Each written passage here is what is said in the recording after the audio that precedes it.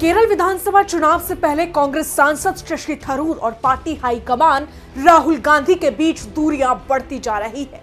कांग्रेस के मंच पर शशि थरूर का राहुल गांधी ने कथित तौर पर अपमान किया, जिसके बाद अब तिरुवनंतपुरम के सांसद केरल चुनाव तैयारियों को लेकर दिल्ली में बुलाई गई बैठक में शामिल नहीं हुए।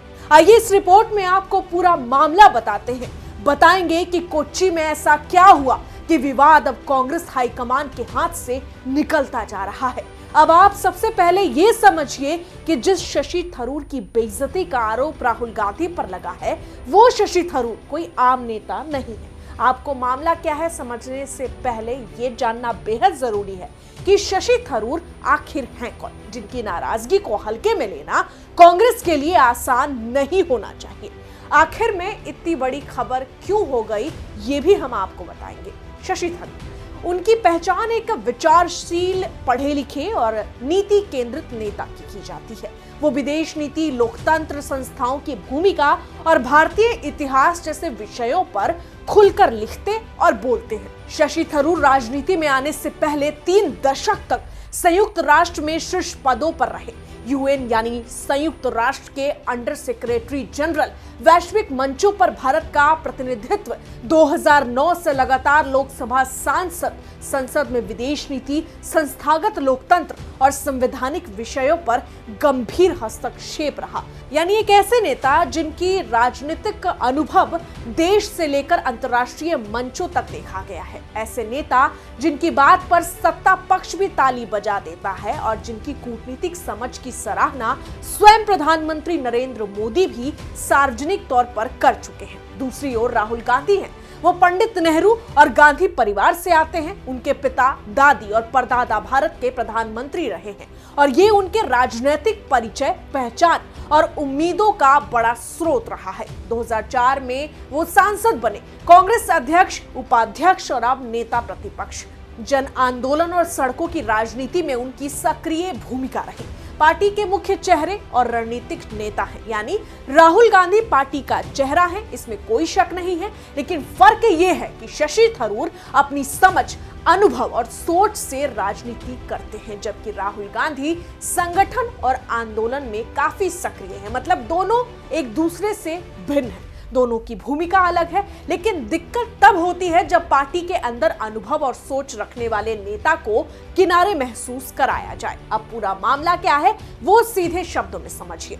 मीडिया रिपोर्ट्स के मुताबिक कांग्रेस सांसद शशि थरूर कांग्रेस आलाकमान की ओर से 23 जनवरी को केरल विधानसभा चुनाव को लेकर बुलाई गई दिल्ली की बैठक में शामिल नहीं हुए।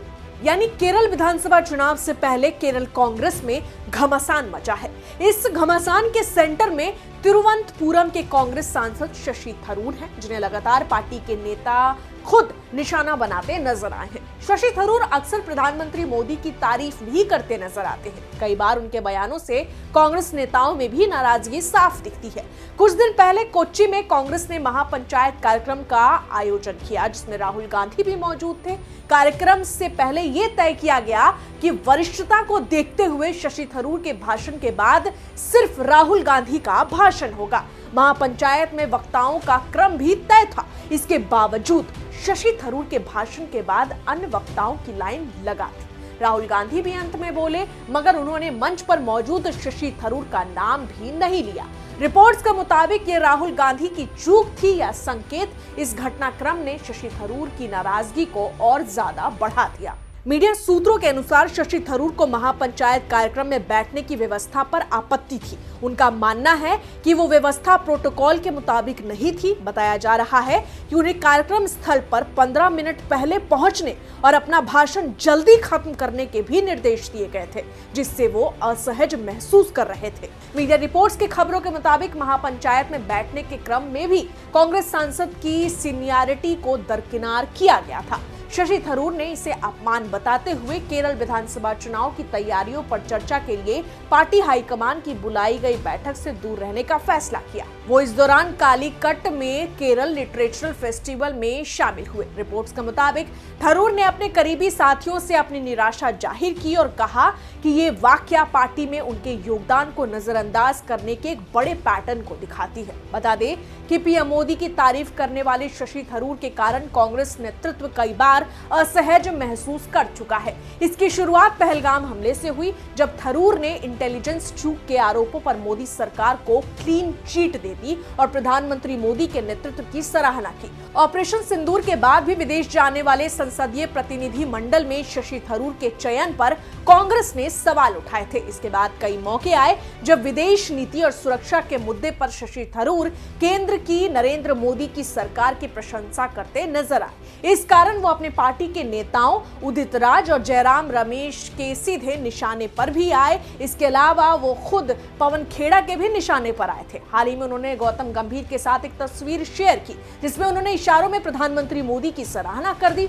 सूत्रों के अनुसार केरल कांग्रेस के कई बड़े नेताओं ने थरूर को विधानसभा चुनाव से अलग रखने के लिए हाईकमान को राजी कर लिया है। मीडिया रिपोर्ट्स में यह भी दावा किया गया कि इसकी जानकारी मिलने के बाद थरूर ने खुद कांग्रेस के बैठकों से दूरी बना ली। ऐसे में अब कांग्रेस आलाकमान ही इस खबर का स्पष्टीकरण दे सकता है कि क्या वाकई राहुल गांधी के कार्यक्रम में अपमान से आहत शशि थरूर ने केरल कांग्रेस की चुनावी मीटिंग से दूरी बनाई। अब आगे शशि थरूर क्या करेंगे, इस पर भी राजनीति की निगाहें टिकी है। लेकिन इस पूरे मामले पर आपकी क्या राय है, कमेंट में जरूर लिखें। फिलहाल इस वीडियो में इतना ही। मैं आपके साथ रंजना उपाध्याय, आप देख रहे हैं HCN न्यूज। धन्यवाद।